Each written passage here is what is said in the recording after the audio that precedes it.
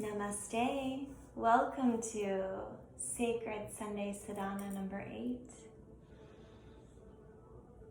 Breathe into your being. Find yourself in a comfortable seated, standing, or laying position. And use your breath to settle yourself into this space that you've carved and created just for you.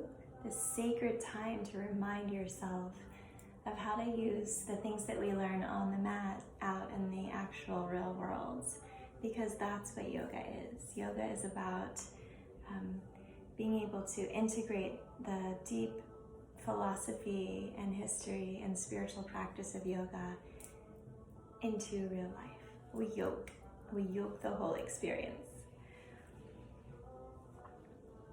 This is the 8th sadhana, and 8 turned sideways is infinity. So 8 is always one of my favorite numbers. I wanted to talk about death. So interesting that it's during the infinite loop. And so death is such an uncomfortable conversation for so many people, because I think it's the one fear that unifies humans and animals. We're afraid of death.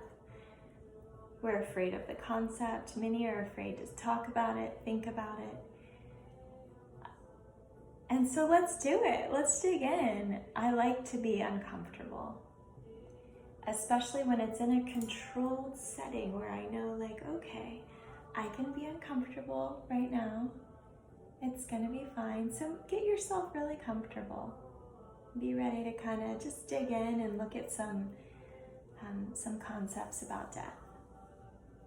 And hopefully I can share with you, bestow upon you some of the comforting feelings I actually have around the subject.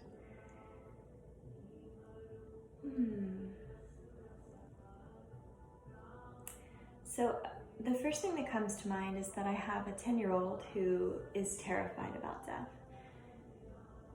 Starting from the time she was about 6, it would keep her awake most nights, more nights than not. It was hard for her to fall asleep. All day would be fine. All day was fine. And then the witching hour would start. Like, it seemed like 10 o'clock. You know, she may have been in bed for an hour. She may have just gotten in bed. But at 10 o'clock, she would start to be scared about death, and she would cry, and she would want to know comfort about it. And when I would start talking about it with her, she would say, I don't want to talk about it anymore. I can't. It just feels, it's just too much. And of course we know what she's talking about, don't we? It's too much. It can feel like, whoa. This is like for me, and I'm not in that space right now, so I'm just speaking of the memory of being in that space. But when I was like really terrified of death, it felt like this bottomless,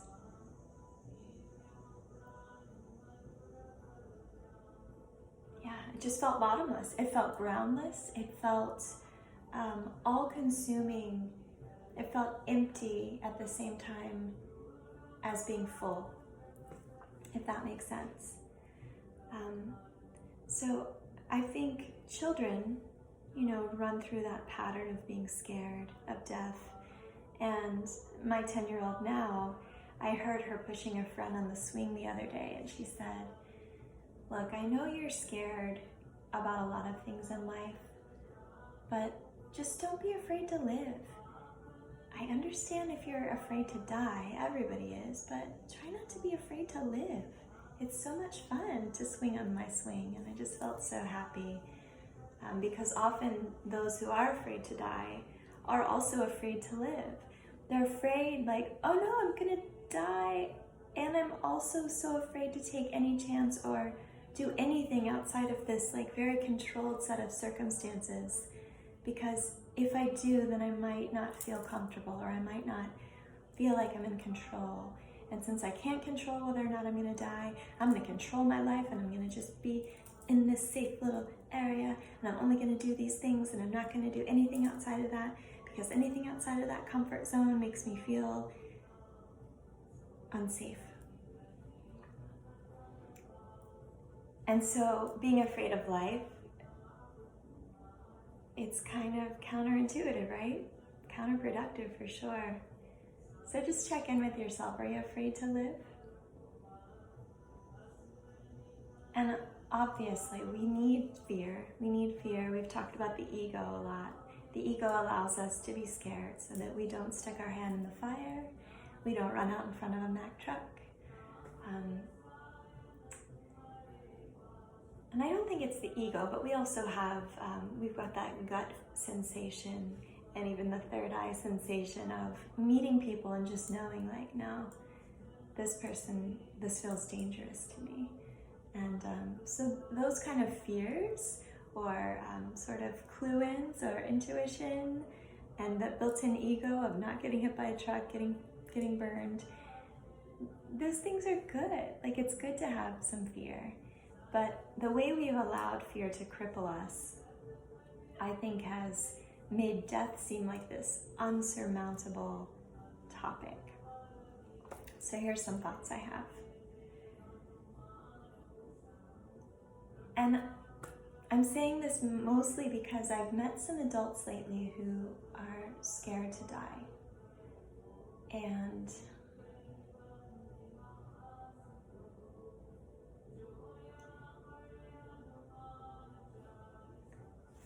you don't have a choice. It's gonna happen. It's gonna happen.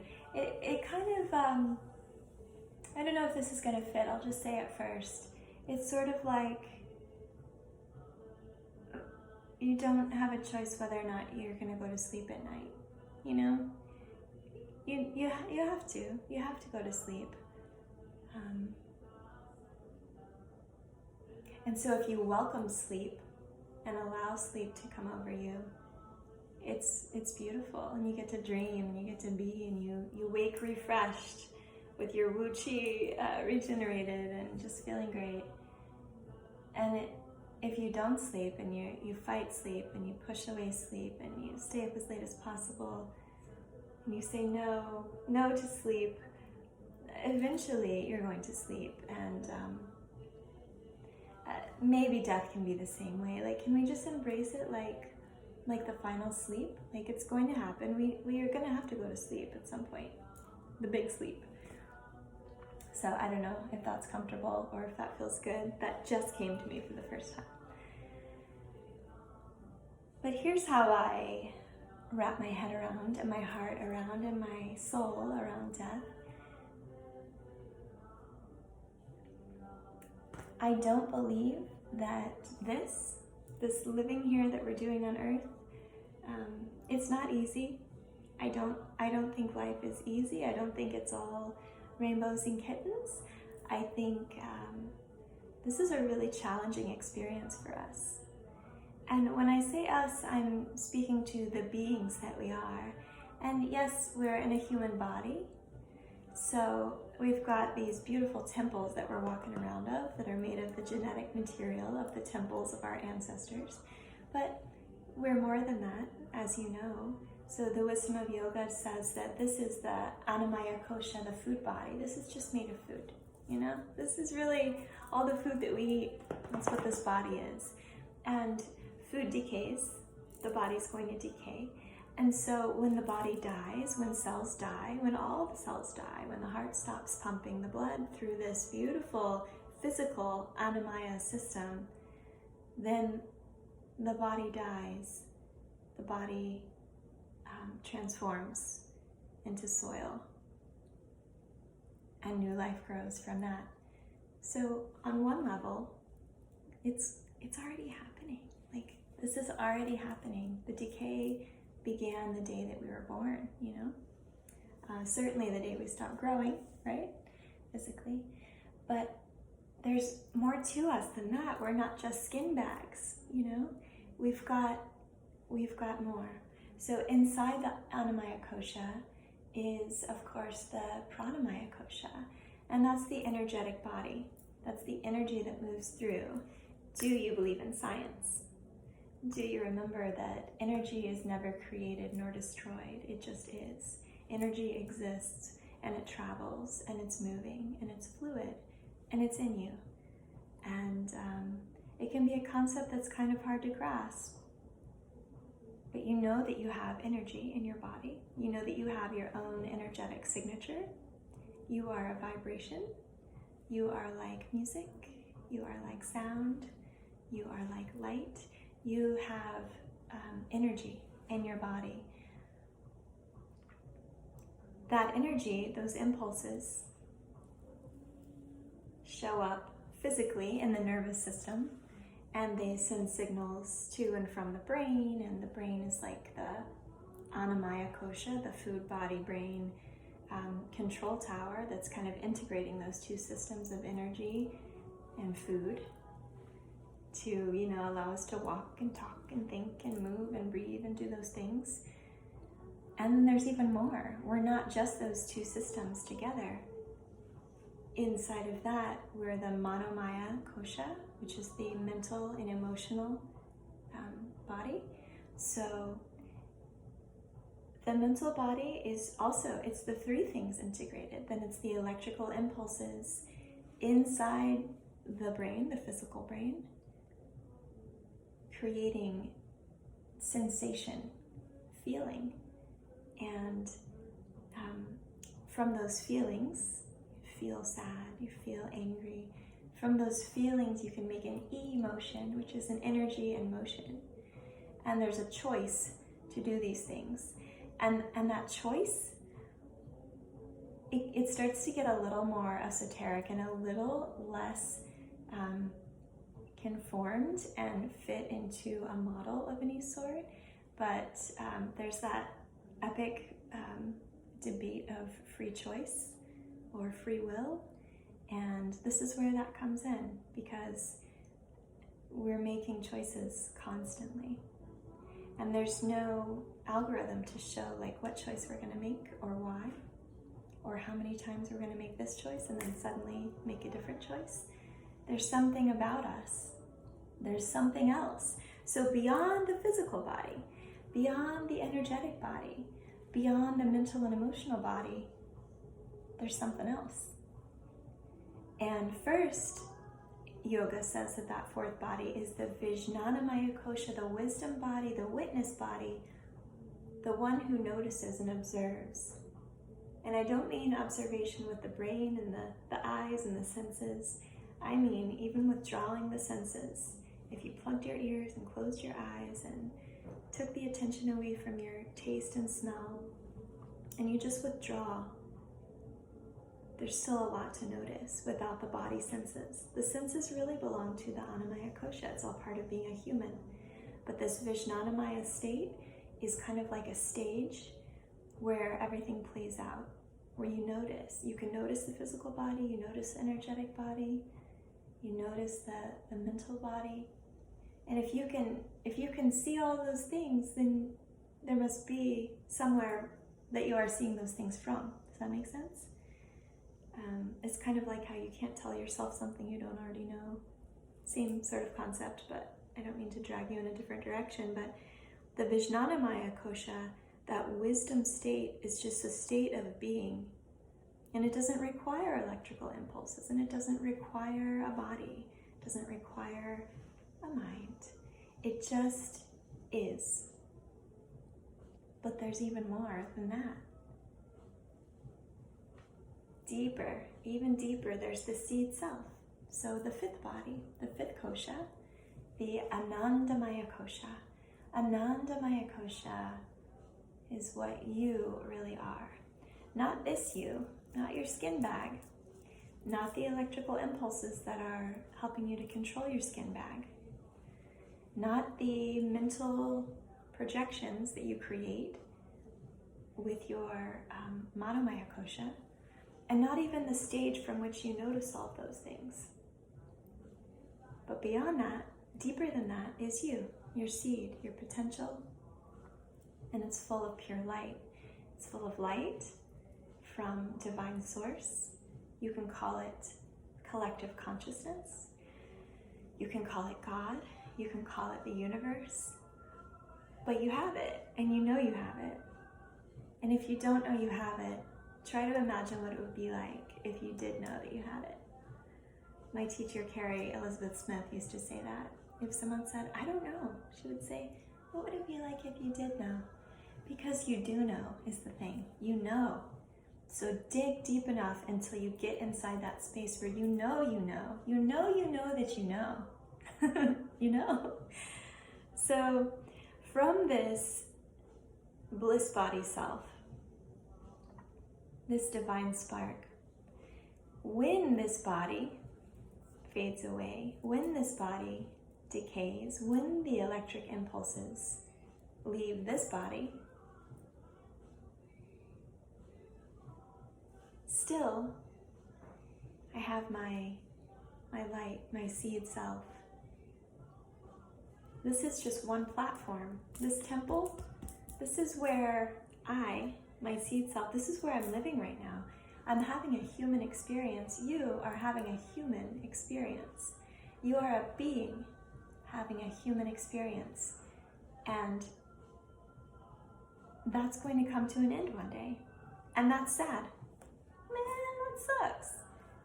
But is it? Does it have to be sad and scary? I think what makes it sad and scary is that we don't know what to expect next. Like, not knowing what's coming next is terrifying. 2020 is like every day is full of these, oh, here's another layer. And you weren't expecting this one. Boom, boom, boom, boom, boom, boom, just layer upon layer of uncertainty. People are still asking me, not every day anymore, but at least once a week, I get an email or a phone call or a text from a student that says, when are you starting your in-person yoga teacher trainings again? And every time I'm like, I just don't know. I'm just so uncertain. I don't know what next week is going to look like, so it's really hard to plan what's happening next spring. I just don't know. And not knowing can be really scary. But does it have to be? Again, like, do you have to be scared by what you don't know? There's so much I don't know. I'm not scared to learn. I am like enthralled to learn. I'm full of curiosity. I'm so curious.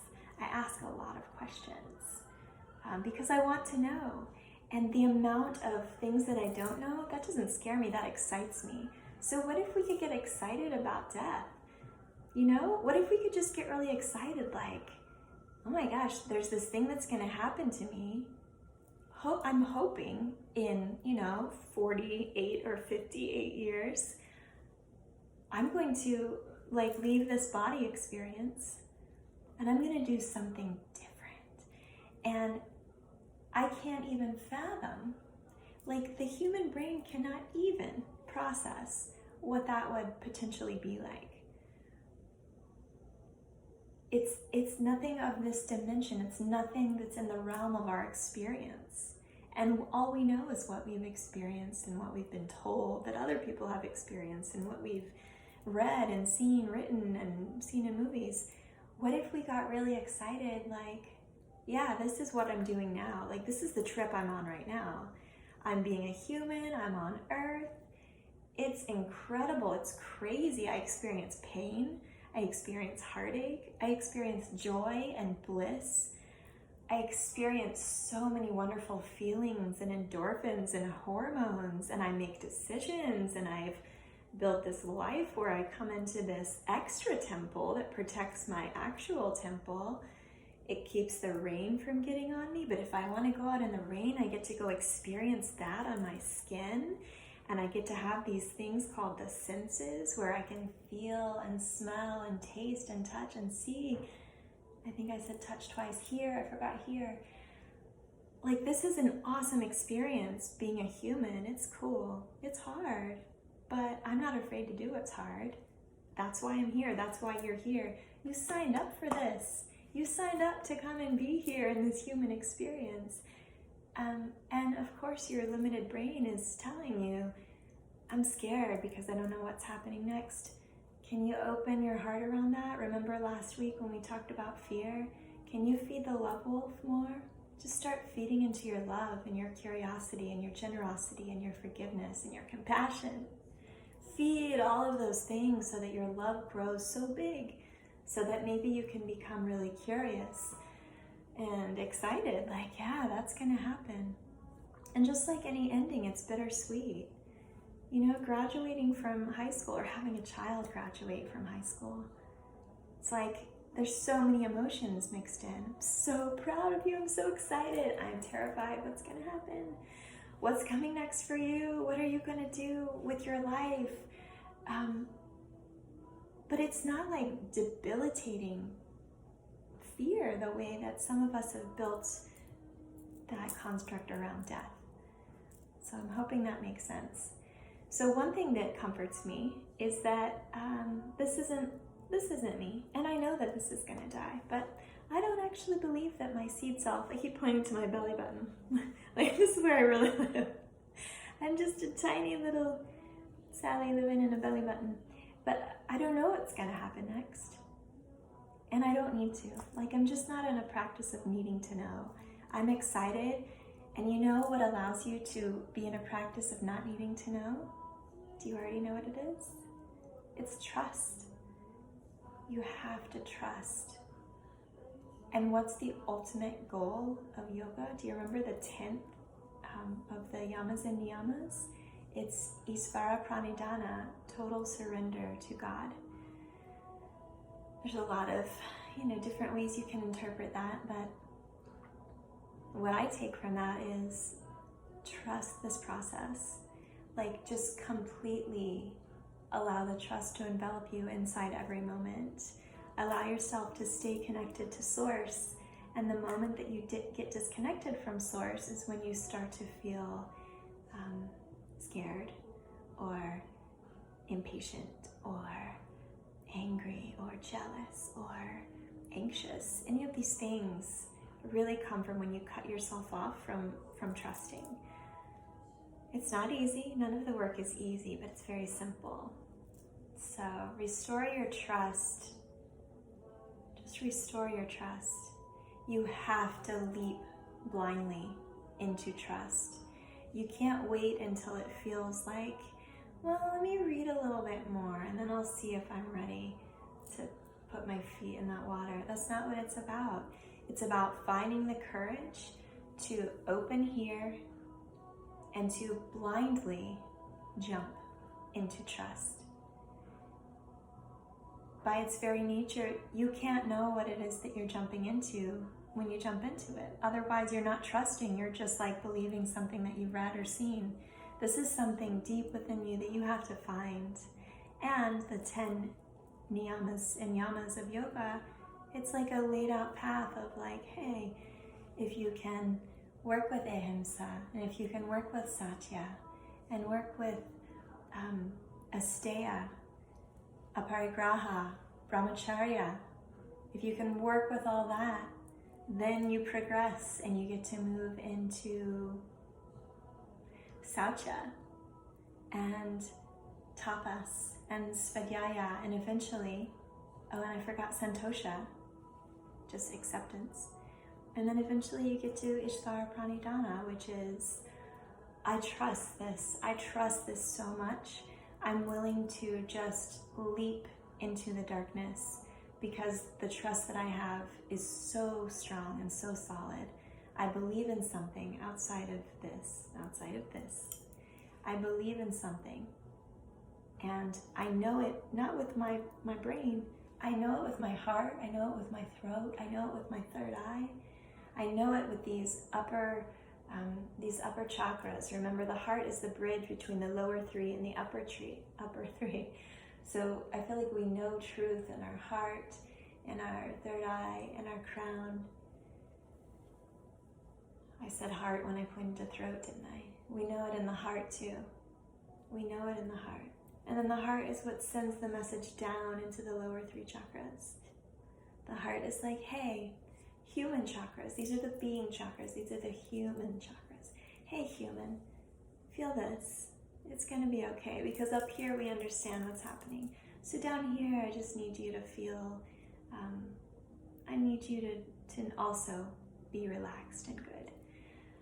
Send it down into your solar plexus, your sacrum, and your root. So breathe into all of that.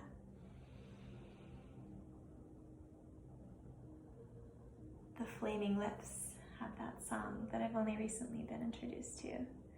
Do you realize that everyone you know one day will die? And instead of saying your goodbyes, let them know you realize. Yeah, it's beautiful. Death doesn't have to be scary. It's going to happen, and we can't understand it. So what you're really working with is not being afraid of the thing itself, but being afraid of not knowing what's going to happen. And you already have the antidote built in. And if you're working the 10 yamas and niyamas, then you already have your path. You've got your goal. But just because it's these 10 steps, again, it's not easy. It's simple, and it's been laid out by ancient wisdom. But it's not easy. But I'm here. I'm happy to share my experience and my stories with you. I feel compelled, I was about to end, but I feel compelled to also say that in 2013 I had a near-death experience, and I don't know if that's what's allowed me to be who I am today, to open in the way that I am open today. It certainly didn't happen at that time, but I had this experience. I was in a coma, I was in a car accident, and I was just rattled around so much that I guess my body's protection was like, I can't deal with this. And then I just left, I was gone. So I've already had an experience of not living here anymore. And I can't describe what that was like. I can't remember what that was like.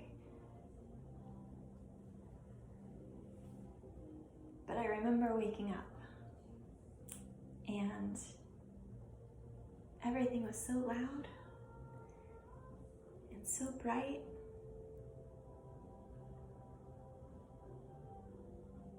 And it kind of felt like a drag, to be honest, to come back.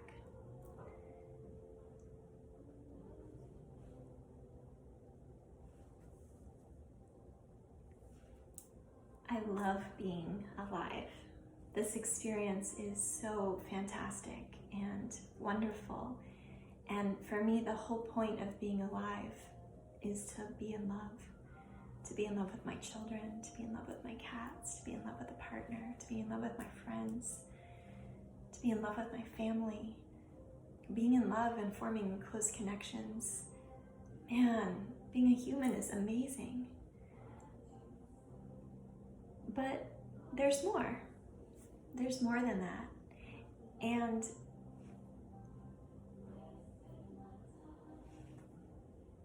yeah, being an expansive being and then choosing to come back into a tiny little body, I do think it was a choice. I think I chose to come back. And I'm glad that I did, and I'm glad that I'm here.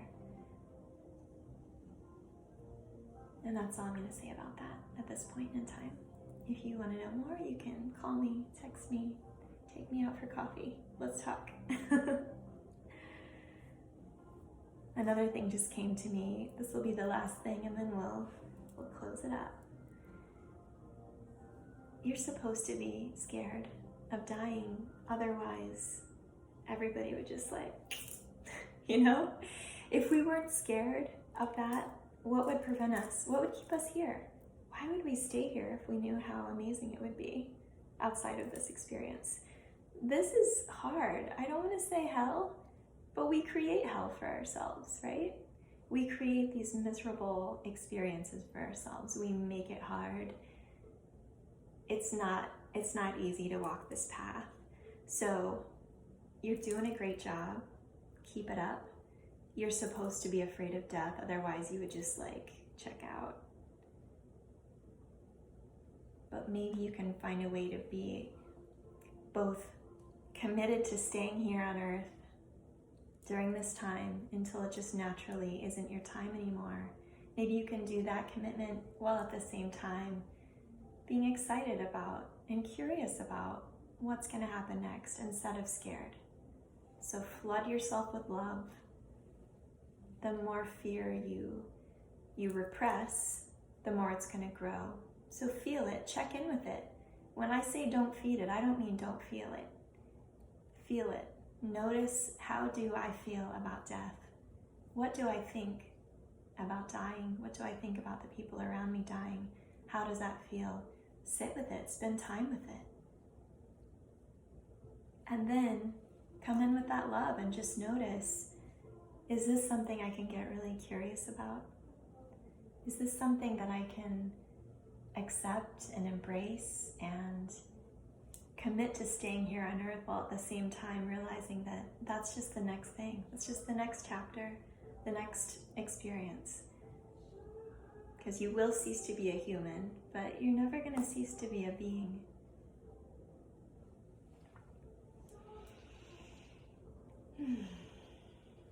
Hope you did all right. It's okay to be uncomfortable. If you've talked to anybody in the military after you've gotten through something really hard, they'll say, yeah, but did you die? You didn't. You're still here. You're still here. And death isn't the worst thing. Being afraid to live, I think, is the worst thing. Creating hell for yourself is the worst thing.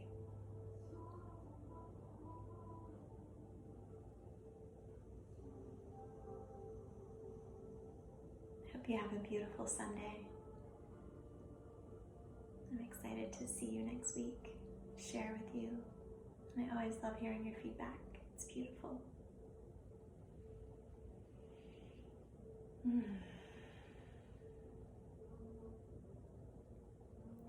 The little 9-year-old girl inside me who's scared of death sees the little 9-year-old inside you who's scared of death. And I honor her or him. And I say to that inner child, find your faith. Be willing and be ready to just jump. It's the key to everything.